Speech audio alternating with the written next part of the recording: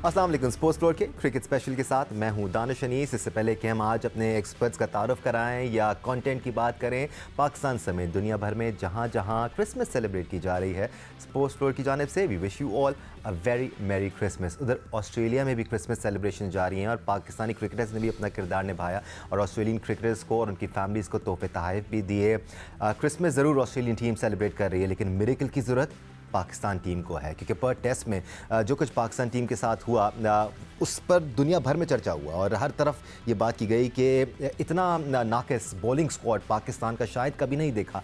पाकिस्तान के बल्लेबाज तो हमेशा से ही हिस्टोरिकली ऑस्ट्रेलिया में स्ट्रगल करते आए हैं, लेकिन इस बार पाकिस्तान ने और भी ज़्यादा स्ट्रगल किया। दूसरे टेस्ट मैच के आखिरी इनिंग्स में सिर्फ 89 रन ही पाकिस्तान टीम बना पाई।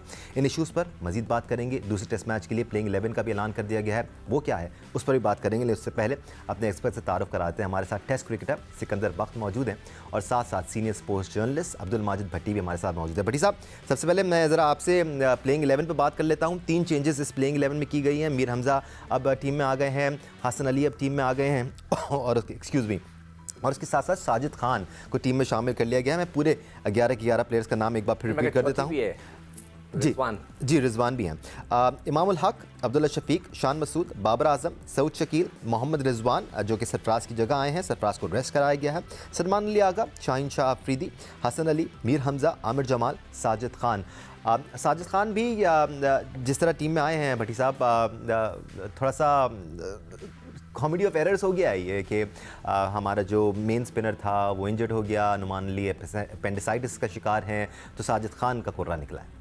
देखें दानिश, ये 12 खिलाड़ी हैं, 12 में से 11 सेलेक्ट होगी।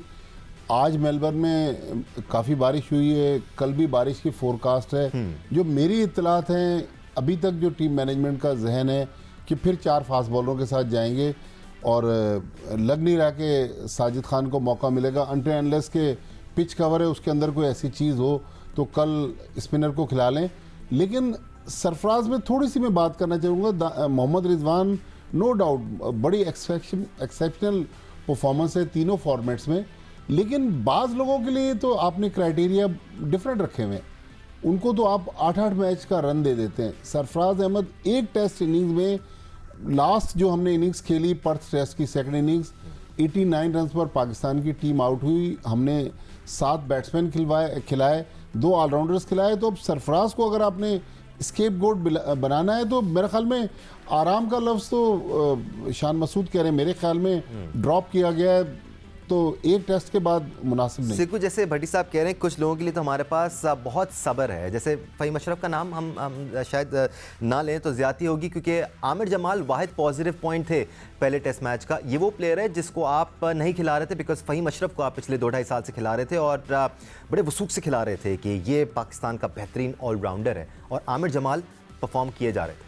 नहीं, बिल्कुल मुझे याद है आप कई दफ़ा इसका जिक्र करते जी, और इसी तरह जिक्र करते आए हैं हम थोड़ा सा ज़्यादा। हम यहाँ पे आपने प्रोग्राम में इसका जिक्र किया, मगर मेरा तो सवाल ये है कि अगर अभी भट्टी साहब ने बोला कोई स्पिनर नहीं खेलेगा तो फिर सईद अजमल वहाँ क्या कर रहे हैं?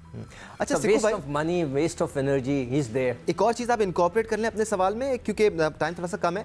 क्या टेस्ट में एक प्रॉपर स्पिनर आपकी टीम में होना ज़रूरी नहीं है? बिकॉज अगर चारों आप पेसर्स खिलाते हैं तो फिर किसी एक या 2 पेसर पे बहुत ज़्यादा लोड आ जाए। जैसे खुर्रम शहजाद ने पिछले टेस्ट में 40 ओवर करा दिए, उसकी वजह से फिर वो रह गए, अब वो इंजर्ड है। बिल्कुल सही कह रहे हो आप, स्पिनर होना मस्ट है। दुनिया की कोई भी पिच हो, हर जगह पे एक क्वालिटी का स्पिनर जो आपका बेस्ट है उसको जरूर, वो रोल प्ले कर ही देता है। बिल्कुल रोल प्ले कर देता है। सलमान अली आगा ठीक है, वो एक ऐसे पार्ट टाइम स्पिनर है, वनडेज और T20s वगैरह में तो काम आ सकता है, जहाँ कई दफ़ा बाबर उनको बॉल ही नहीं कराते थे। मगर एक रेगुलर स्पिनर का खेलना बहुत ज़रूरी होता है, आपके बॉलर्स को रेस्ट मिलता है। और कोशिश करेंगे, मैंने तो बहुत रिक्वेस्ट की थी कि भाई साउथ शकील से भी लेफ्ट आर्म स्पिन करा के देखो, वो कराता है। मैंने सुना है, सब कह रहे हैं कि कराता है जो उसके साथ। सिक्कू भाई, स्पिनर पे एक छोटी सी कहानी बताता जाऊँ। अभी मोहम्मद नवाज सेलेक्ट हुए, नुमान अली के और अबरार के अनफिट होने के बाद 6 टेस्ट मैच जिन्होंने खेले, ऑर्डिनरी स्पिनर है। तो मैंने जानने की कोशिश की कि मोहम्मद नवाज क्यों सिलेक्ट हुए। उन्होंने कहा कि जिन 27 खिलाड़ियों के वीज़े लगवाए गए थे, एक स्पिनर बचा था, वो मोहम्मद नवाज था, लिहाजा उसी को ले जा सकते थे। बाकियों के पास वीज़े नहीं है, क्रिसमस न्यू ईयर की छुट्टी है, तो कॉमेडी ऑफ एरर तो एक नहीं है, बहुत सारे हैं। और ये भी बहुत शदीद प्लानिंग का फुकदान है कि पाकिस्तान के पास एटलीस्ट 5 से 6 स्पिनर इस वक्त सर्किट में नहीं हैं। ये भी प्लानिंग का फुकदान है। अब हम सिर्फ सिलेक्शन कमेटी की बात नहीं कर रहे हैं, पाकिस्तान क्रिकेट की बात कर रहे हैं ऑन द होल।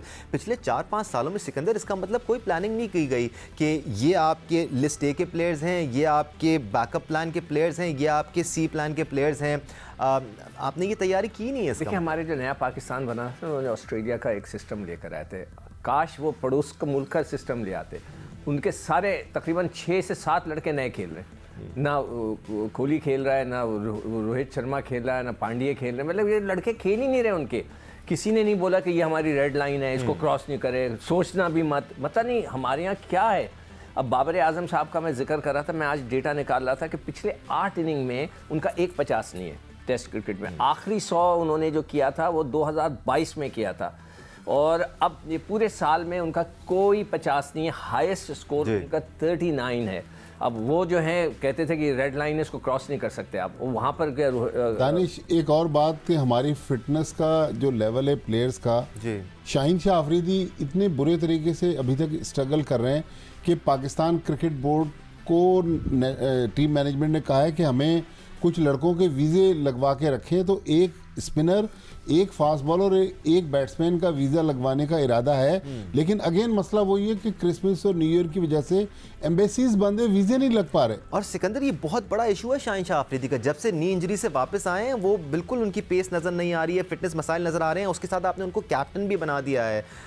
समझ नहीं आ रहा है। दानिश, मैं डे 1 से कह जा रहा हूँ कि भाई हमारे लिए वर्ल्ड कप इम्पॉर्टेंट है या नहीं है। अगर वर्ल्ड कप इम्पॉर्टेंट है तो उसको प्रिजर्व करें। वो बहुत अच्छा प्लेयर है, हमारा की बॉलर है, उसको देखें क्या हुआ है। क्या उसको ज़बरदस्ती खिलाना ज़रूरी है? क्या उसको कप्तान बन गया तो उसको न्यूजीलैंड में खिलाना ज़रूरी है?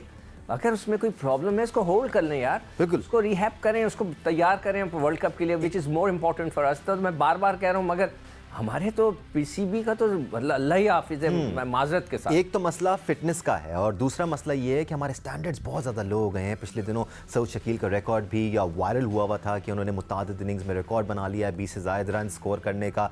सऊद शकील भी अगर 20 से ज़ायद रन स्कोर कर रहे हैं और फिर 28-30 रन बना के आउट हो रहे हैं, आई एम सॉरी, तो हमारा यानी कि स्टैंडर्ड 20 रन का हो गया। हमें स्टैंडर्ड बढ़ाना पड़ेगा अपना। हम 20 से ज़ायद रन के स्कोर को वायरल नहीं कर सकते। We need to embrace our standards somehow. Anyway, बटी साहब, टाइम खत्म हो गया है। सिकंदर बख्त, बहुत शुक्रिया आपका, आप सबका शुक्रिया देखने के लिए। Let's hope Boxing Day test में जो कि कल से शुरू हो रहा है, पाकिस्तान टीम बेहतर परफॉर्म करे। आज के लिए इतना ही, अल्लाह हाफ़िज़।